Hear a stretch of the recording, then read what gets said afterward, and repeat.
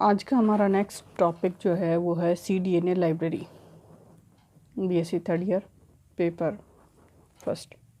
cDNA library क्या है और कम्प्लीमेंट्री डीएनए लाइब्रेरी इसको कहा जाता है, जिसके अंदर डीएनए का जो है एक सेगमेंट होता है। यहाँ पर हम देखें तो जो इसे मैसेंजर आरएनए या कम्प्लीमेंट्री डीएनए या cDNA भी कहा जाता है।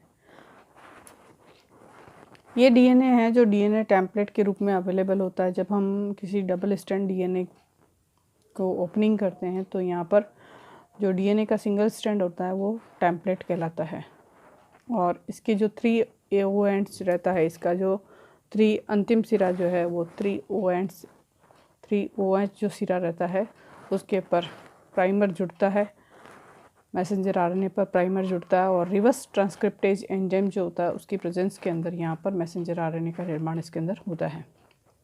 अब यहाँ हम देखें जो मैसेंजर आरएनए वो यहाँ पर जो सिंगल स्ट्रैंड डीएनए है उसका फॉर्मेशन करता है विथ प्लाज्मिड की सहायता से। यहाँ पर उसको किसी भी बैक्टीरिया सेल के अंदर इंसर्ट करा दिया जाता है, और बैक्टीरिया सेल के अंदर इंसर्ट कराकर उसका रेप्लिकेशन का काम इसके अंदर किया जाता है। तो यहाँ पर हम देखें तो यहाँ पर जो बैक्टीरिया होता है, किसी भी बैक्टीरिया के अंदर 2 तरह का जो जीनोम्स होता है वो प्रेजेंट होता है। एक तो बैक्टीरियल डीएनए खुद का, और दूसरा जो है वो प्लाज्मिड प्रेजेंट होता है। तो प्लाज्मिड जो है वो प्लाज्मिड के साथ ये डीएनए मैसेंजर आरएनए यहाँ पर रिकॉम्बिनेट करता है, पुनर्योजित डीएनए का निर्माण करता है और अपनी कॉपी का निर्माण करता है, जिसे cDNA कहा जाता है। और इसी के अंदर इसके क्लोनिंग यानी कि प्रतिरूपण का निर्माण इसके अंदर होता है। अब हम यहाँ देखें तो इस कॉपीज़ का निर्माण रिकॉम्बिनेंट प्लाज्मिड के अंदर कैसे होता है। तो यहाँ हमें पता है कि जो ह्यूमन जीनोम है उसकी जो साइज़ होती है वो लगभग 2×8 या 10⁶ के किलो बेस पेयर जो होता है वो होता है। इसको एवरेज हमें 3×10⁶ किलो बेस का भी कह सकते हैं। अगर हम यहाँ पर किसी फॉरेन डीएनए को, जिसका की जो लेंथ है जैसे लैम्डा है, उसकी जो साइज़ है वो 20 kb 20 kb का इसके अंदर इंसर्ट करने की इसके अंदर कैपेसिटी होती है। तो हम यहाँ देखें तो न्यूनतम संख्या में आवश्यक क्लोनों की संख्या को n कहते हैं, जिसके अंदर जो जीनोम की साइज़ होती है वो जो जीनोम की साइज़ है वो 2.8 × 10⁻⁶ है। तो यहाँ पर जीनोम साइज़, फिर वेक्टर डीएनए जो इंसर्ट किया जाने वाला है, वेक्टर डीएनए सेगमेंट्स की एवरेज साइज़ है। तो हमने यहाँ पर एवरेज साइज ली है वो 20 kb है इंसर्ट कैपेसिटी। तो यहाँ पर हम देखते हैं तो लगभग 1.4 × 10⁵ क्लोन किया जा सकता है। जो सेगमेंट है वो उसकी लगभग 1.4 × 10⁵ कॉपीज़ का निर्माण इसके अंदर किया जा सकता है। अब हम यहाँ देखें कि cDNA कॉपी किस तरह से किया जाता है, उसका निर्माण कैसे होता है। तो हम देखें कि जब हम किसी भी प्रोकैरियोटिक सेल का अगर हम यूज़ करते हैं तो प्रोकैरियोटिक सेल्स के अंदर कम्प्लीमेंट्री डीएनए से मैसेंजर आरएनए के द्वारा कॉपी बनाने के अंदर पॉली ए टेल का निर्माण करना पड़ता है, और ये पॉली ए टेल जो होती है वो किसी प्रोकैरियोटिक सेल के अंदर ही फॉर्मेशन करती पड़ती है, और इसके अंदर ओलिगो डी न्यूक्लियोटाइड्स का फॉर्मेशन इसके अंदर ऐड किया जाता है, जिससे कि पॉली ए टेल जो है डीएनए पॉलीमरेज एंजाइम्स की प्रेजेंस के अंदर पॉली ए टेल का निर्माण मैसेंजर आरएनए पे करती है। उसके 3 एंड्स पर टेल का निर्माण किया जाता है। जबकि जो यूकैरियोटिक कोशिकाएं होती है उन यूकैरियोटिक कोशिकाओं के अंदर पॉली ए टेल बनाने की आवश्यकता नहीं होती, वो उनमें ऑलरेडी प्रेजेंट होती है। तो यहाँ पर हम देखें तो रिवर्स ट्रांसक्रिप्टेज एंजाइम जो होता है उसके अंदर जो डाई न्यूक्लियोटाइड्स जो प्रेजेंट होते हैं, जैसे DATP, di adenosine triphosphate, di adenosine cytosine triphosphate, di guanosine triphosphate, di thymine triphosphate. यहाँ इस तरह ये जो प्रेजेंट्स होते हैं न्यूक्लियोटाइड्स उनको डाई न्यूक्लियोटाइड्स कहा जाता है, और ये जो है वो रिवर्स ट्रांसक्रिप्टेज एंजाइम्स की उपस्थिति के अंदर इसके अंदर कम्प्लीमेंट्री डीएनए का निर्माण यहाँ पर मैसेंजर आरएनए के द्वारा किया जाता है। तो पॉली ए टेल का निर्माण हो गया, और पॉली ए टेल जो है वो मैसेंजर आरएनए पर जुड़ जाती है, और इसका कम्प्लीमेंट्री जो है सेगमेंट वो cDNA का निर्माण करता है मैसेंजर आरएनए पर। तो यहाँ पर देखिए तो कम्प्लीमेंट्री सेगमेंट इसके पर जुड़ जाते हैं। इस प्रोसेस को हम यहाँ पर टर्मिनल ट्रांसफरेज एंजाइम्स की उपस्थिति के अंदर जो है DCTP का यूज़ इसके अंदर किया जाता है। अब यहाँ देखिए हम अगली कड़ी में देखें तो जो मैसेंजर RNA है उसके 5 एंड्स और 3 एंड्स, तो 3 एंड्स पे देख लिए ये पॉली ए टेल का निर्माण हो गया जिसके अंदर एडेनिन और DCTP cytosine poly A tail का फॉर्मेशन 3 एंड्स पर हो जाता है। इसी तरह जो कम्प्लीमेंट्री DNA बनता है मैसेंजर RNA का वो 3 एंड्स से 5 एंड्स की तरफ इस सेगमेंट्स का निर्माण होने लगता है। अब इस जो बने हुए DNA का यहाँ पर एल्कलाइज डिहाइड्रोलाइसिस किया जाता है जिसके कारण जो है कम्प्लीमेंट्री DNA में मैसेंजर RNA से इसका फॉर्मेशन हो रहा है। तो पाए जाने वाले जो न्यूक्लियोटाइड्स होते हैं जो कि RNA से DNA में डिफरेंट होते हैं उनको यहाँ पर उनको हटाने के लिए, उनका विस्थापित करने के लिए ये प्रक्रिया की जाती है। और इस प्रक्रिया के अंदर एक हेयर पिन लूप का फॉर्मेशन हो जाता है। 5 to 3 एंड्स पर देखिए यहाँ पर एक हेयर पिन लूप्स का फॉर्मेशन हो जाता है और इस हेयर पिन लूप्स को यहाँ पर हटाने के लिए DNA पॉलीमरेज एंजाइम्स का यूज़ यहाँ पर किया जाता है। और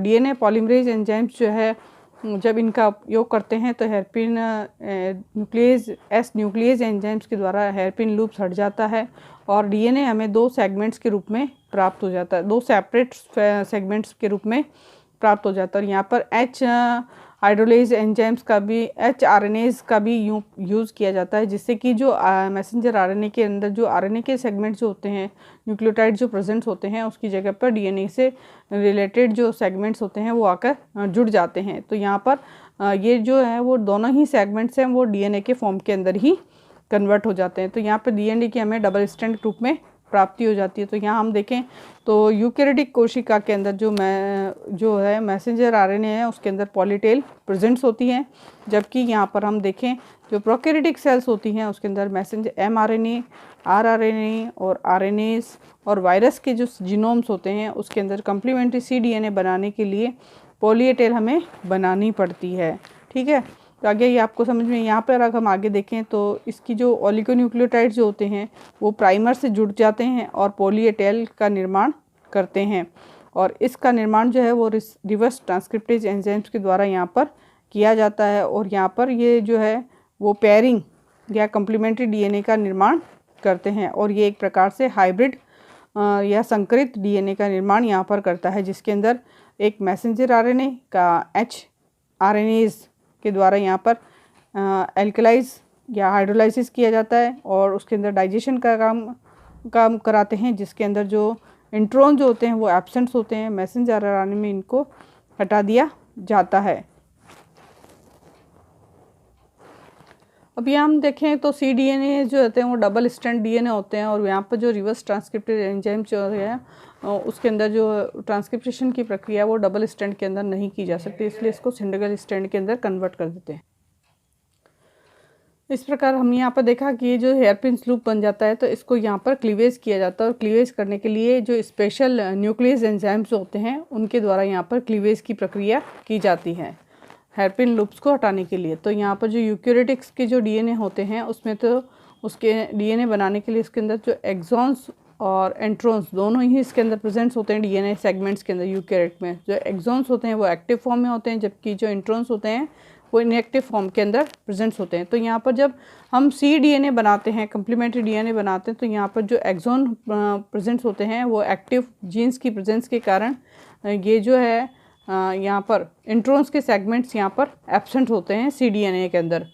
और क्लोनिंग जो इनकी जो है वो होस्ट बैक्टीरियल सेल्स के अंदर इनकी क्लोनिंग की जाती है और इनका जो है लंबे समय तक इनको सेव किया जा सकता है। और यहाँ पर जो इंडेंजर्ड रहते हैं, इंडेंजर्ड स्पीसीज जो होती है उनके जो जर्म क्लास होते हैं उसको इस फॉर्म में ही यहाँ पर DNA की कॉपीज के करके उनकी और उसको सेव किया जा सकता है। और यहाँ पर हम देखें तो यहाँ पर किसी भी जो जीनोम होता है, किसी भी चाहे वो प्लांट्स है उसके जो जीनोम्स होते हैं उस जीनोम की क्लोनिंग का पूरा स्टोरेज किया जाता है और उसको स्टोरेज करके उसे cDNA लाइब्रेरी के रूप में प्रिजर्व करके रखा जा सकता है। तो हम देखें कि इस प्रक्रिया के अंदर जो है डोनर सेल और उसका कंप्लीट जीनोम जैसे n haploids number of chromosomes जो होती हैं एक गुणसूत्र का जो सेट होता है उसके अंदर जो अर्ध गुणसूत्र होते हैं उसको यहाँ पर जीनोम कहा जाता है। तो किसी भी डोनर सेल के अंदर कंप्लीट जो जीनोम होता है उसको रेस्ट्रिक्शन एंजाइम्स के द्वारा उसका डाइजेशन उसको टुकड़ों में तोड़ा जाता है और जो सेगमेंट होते हैं उनको किसी भी वेक्टर के अंदर इंसर्ट कराया जाता है और इंसर्ट कराकर उसको लाइगेज एंजाइम्स के द्वारा जोड़ा जाता है और फिर रिकॉम्बिनेंट डीएनए का तैयार किया जाता है। इस रिकॉम्बिनेंट डीएनए को बैक्टीरिया सेल के अंदर एंटर कराया जाता है और एंटर कराकर यहाँ पर उस बैक्टीरिया सेल की कॉलोनी को डेवलपमेंट किया जाता है। और ये जो कॉलोनी है उसको पॉलीमराइजेशन किया जा सकता है और सी डीएनए की जो लाइब्रेरी है उसको तैयार किया जाता है और उसके लिए कोलोनाइजेशन के लिए डीएनए प्रोब का निर्माण किया जाता है और एक हाइब्रिडाइजेशन की प्रक्रिया होती है जिसके कारण हम अगर इसको एक्स रेज या रेडियोग्राफी पर अगर देखें तो ये हमें प्राप्त हो जाता है। रेडियोग्राफी के द्वारा हम रिकॉम्बिनेंट डीएनए बैक्टीरिया कॉलोनी को हम आइडेंटिफाई कर सकते हैं और ये कॉलोनी जो है वो ब्लैक डॉट्स के रूप में प्राप्त होती है। तो यहाँ पर हमने देखा कि पूरे वीडियोस के अंदर कि cDNA लाइब्रेरी हम किस तरह से बनाकर तैयार कर सकते हैं।